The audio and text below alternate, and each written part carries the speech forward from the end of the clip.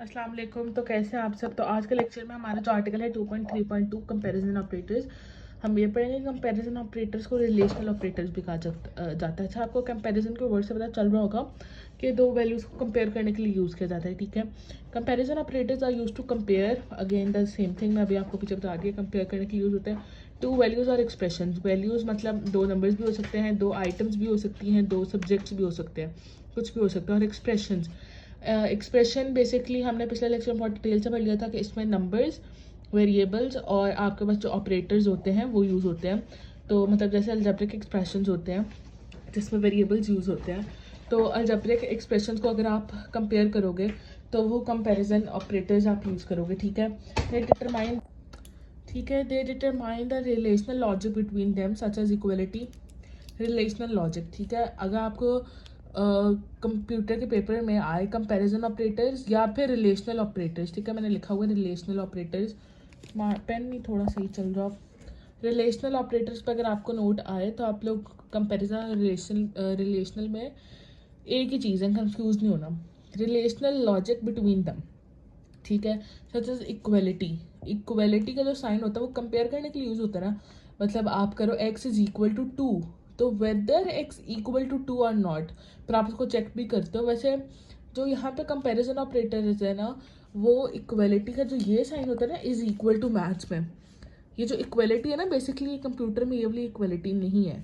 ठीक है, इन इक्वलिटी मैं सारा भी आपको सिंबल्स बताती हूँ, greater than, less than and so on. These operators return a boolean value true और false based on the comparison results. ठीक है, अगले पेज में बस कोड लिखें तो आपको मैंने रीड करवा दिया, इसके बाद मैं अभी आपको रजिस्टर पर इसकी पूरी एक्सप्लेनेशन करके दिखाती हूँ। ठीक है, तो ये रीड आउट हमने सारा कर लिया, अब हम इसको रजिस्टर पर चल कर समझते हैं। अच्छा जी, फर्स्टली कंपैरिजन ऑपरेटर्स का टॉपिक है आज हमारे पास, कंपैरिजन ऑपरेटर्स। ठीक है, अच्छा जी, कंपैरिजन ऑपरेटर्स में आपके पास क्या क्या आ सकता है, आपके पास आ सकता है इक्वलिटी आ सकता है, ऐसे ही नॉन इक्वलिटी लिखा है यहाँ पे, इनइक्वलिटी, ऐसे ही इनइक्वलिटी आ सकता है। ठीक है, ऐसे ही आ सकता है आपके पास ग्रेटर देन और ग्रेटर देन इक्वल टू। ठीक है, ऐसा आपके साथ आ सकता है लेस देन और लेस देन इक्वल टू। और इनइक्वलिटी का एक और नाम होता है नॉट इक्वल टू। ठीक है, ज़्यादातर हम नॉट इक्वल टू ही बोलेंगे। मैं भी अपने जो लिखूँगी कोड उसमें नॉट इक्वल टू ही बोलूँगी। ठीक है, तो आप लोगों ने बस उसमें कंफ्यूज नहीं होना। ठीक है, not equal to and inequality same thing होती है। सिंबल्स आपको बता दो, इक्वलिटी मैथ्स में आप कहते हो इक्वल टू इस सिंबल को, लेकिन कंप्यूटर में ये दो दफ़ा इक्वल टू, जैसे कि ये इक्वलिटी जो होता है, जैसे इन इक्वलिटी नॉट इक्वल टू होता है, ऐसे इक्वलिटी होता है इक्वल टू। ठीक है, two is equal to two. ठीक है, यहाँ पर हम इस तरह लिख सकते हैं 2x1, to is equal to 2x1। अच्छा, हम ये वाला इक्वलिटी का सिंबल फिर क्यों इक्वलिटी का ये वाला इज इक्वल टू सिंबल क्यों यूज़ करते हैं, तो जो आपका नेक्स्ट टॉपिक है असाइनमेंट ऑपरेटर, इसमें हम डिटेल से पढ़ेंगे। ठीक है, तो अभी आपने बस इतना याद रखना है। आपको पता है प्रोग्रामिंग में सबसे बड़ी गलती जो बच्चे भी करते हैं, मैं भी करती आई हूँ, वो यही है कि मैं एक दफ़ा इक्वल लगाती हूँ। मैथ्स में इतनी आदत होती है ना, और पीछे क्योंकि बैकग्राउंड बायो का नहीं होता, तो फिर ये एक ही दफ़ा लगाते हैं, तो उसके बाद फिर जब मार्क्स करते हैं तो पता चलता है। ठीक है, कि हमने दो दफ़ा लगाना था। एक प्रोग्राम है, वो मुझे लगता है इवन और ऑड वाला है, इवन और ऑड नंबर्स वाला है, वो अभी आप लोग आगे जाके करोगे इसी चैप्टर में। तो उसमें ये होता है कि वो लिखते हैं ना कि नंबर मॉडुलस 2, वैसे अभी आपका रिलेटेड नहीं है, बट फिर भी तो मैं हमेशा इक्वल एक दफ़ा लगा के लिख देती हूँ 0, लेकिन वो दो दफ़ा इक्वल आना होता है। तो इस चीज़ का नंबर कटते हैं, अगर आप एक दफ़ा लिखोगे दो दफ़ा लिखना होता है इक्वलिटी में। ऐसे ही हम लोग कह सकते हैं 4 इक्वल टू 2x2। अगर आप लिखोगे ना 4 इक्वल टू 2x2, मैथ्स में ये ठीक है, मैथ्स में, बट कंप्यूटर में ये रॉन्ग है। तो आपको कंप्यूटर के रूल्स के अकॉर्डिंग समझना पड़ेगा। ठीक है, तो आप लोगों को ये समझ आ गया इक्वल इक्वल टू। नेक्स्ट हमारे पास आता है इनइक्वालिटी, नॉट इक्वल टू। ठीक है, नॉट इक्वल टू में बेसिकली हमारे पास क्या होता है कि अगर यहाँ पे मैं लिखूँ 2, अब हम मैथ्स में लिखेंगे इज नॉट इक्वल टू 4, यूँ लिखोगे, लेकिन कंप्यूटर में नॉट के लिए ये साइन होता है। नॉट कंप्यूटर में कहीं पर भी पढ़ोगे प्रोग्रामिंग में हमेशा ये साइन मिलेगा। आगे एक लॉजिकल ऑपरेटर आएगा आपके पास, उसमें भी आपको नॉट का यही साइन मिलेगा जो नॉट होता है। अच्छा, इस नॉट का मतलब एक और चीज़ होता है, फॉल्स के लिए भी यूज होता है। ठीक है, जो लॉजिकल ऑपरेटर है ना, उसमें आप इस सिंबल को फॉल्स के लिए बेसिकली कंसिडर करते हो कि उसको उल्टा करना होता है, वही नॉट। ठीक है, तो यहाँ पे हम कंप्यूटर में कहेंगे 2 not equal to 4। Let me check a thing.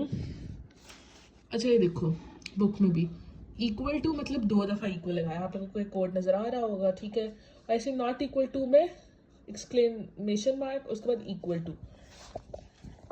इसमें आप लोगों ने क्या चीज़ याद रखनी है कि आपने हमेशा पहले नॉट का सिंबल लगाना है, फिर इक्वल टू का लगाना है।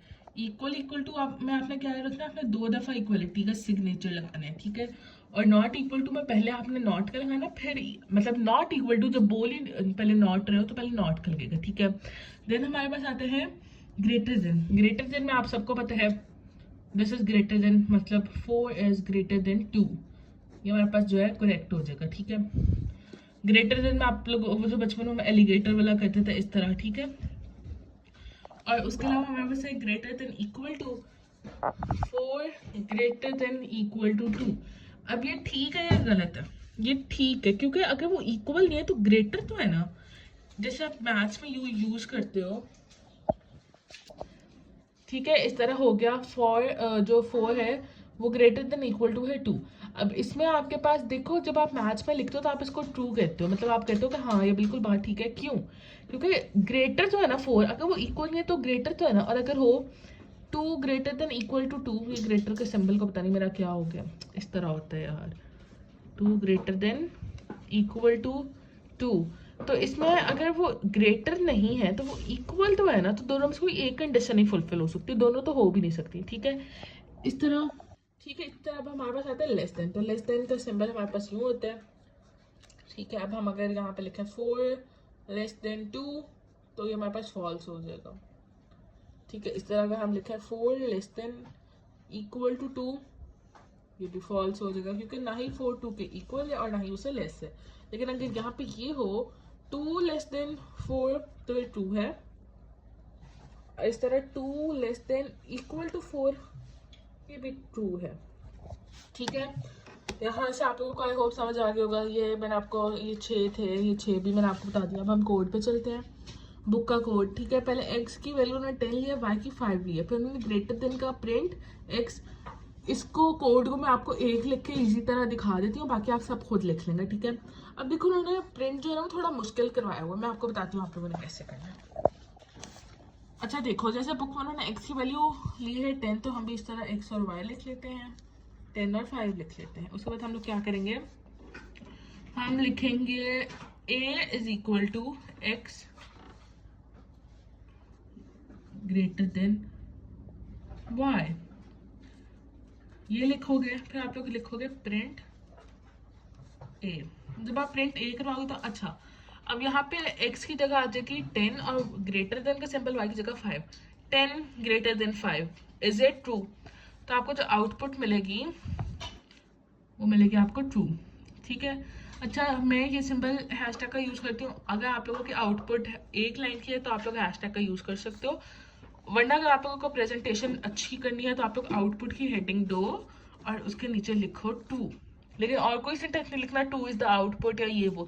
अगर आपने कंप्यूटर प्रोग्रामिंग जो आप राइट कर रहे हो, जो आप पेपर्स में लिख रहे हो, एग्जाम्स में लिख रहे हो, उसमें अगर आपने आउटपुट की हेडिंग दे दी है तो उसके बाद सिर्फ जो कोड एग्जीक्यूट करने के बाद स्क्रीन पे नजर आती है ना आउटपुट, सिर्फ वही लिखनी है और कुछ भी नहीं लिखना। और अगर आप लोग इस तरह सिंगल लाइन कमेंट का हैशटैग सिंबल यूज कर रहे हो तब भी सिर्फ आउटपुट लिखनी है। ज्यादा महान बनने के चक्कर में पूरा पूरा सेंटेंस लिखा होगा वो गलत हो जाएंगे। अगर मैं यहाँ पे लिखूँ true is the output, English के लिहाज से ठीक है, हर सब्जेक्ट के लिहाज से ठीक है, कंप्यूटर के लिहाज से गलत है क्योंकि ये पूरा सेंटेंस लिखा ही नहीं आएगा, सिर्फ ट्रू लिखा आएगा, सिर्फ ट्रू लिखना है। ओके, इसी तरह आपने बाकी सारे कोड्स में भी करना है। ठीक है, एक और मैं आपको करके दिखा देती हूँ। अगर नॉट इक्वल टू का करें तो a इज इक्वल टू अच्छा, अब आप लोग कह रहे हो कि यहाँ पे मैंने एक दफ़े इक्वल टू के लगाया है। अगेन जो अगला हमारा टॉपिक है असाइनमेंट ऑपरेटर्स के, हम बात उसमें पढ़ लेंगे, ठीक है। A equal to X not equal to Y, ठीक है। जब आप प्रिंट करवाओगे ए को तो आपके पास आउटपुट आ जाएगी ट्रू, क्योंकि दोनों इक्वल नहीं है, ठीक है। इस तरह आप हैशटैग के सिंबल लगा सकते हो, यहाँ पर आप लोग आउटपुट की हेडिंग दे सकते हो और आगे लिख लो ट्रू, ठीक है। आई होप आपको आज का लेक्चर समझ आएगा। कोई भी क्यूरी हो आप लोग मुझसे पूछो, मैं आप लोगों को रिस्पॉन्स जरूर करूँगी। जज़ाकल्लाह, थैंक यू सो मच, अल्लाह हाफ़िज़।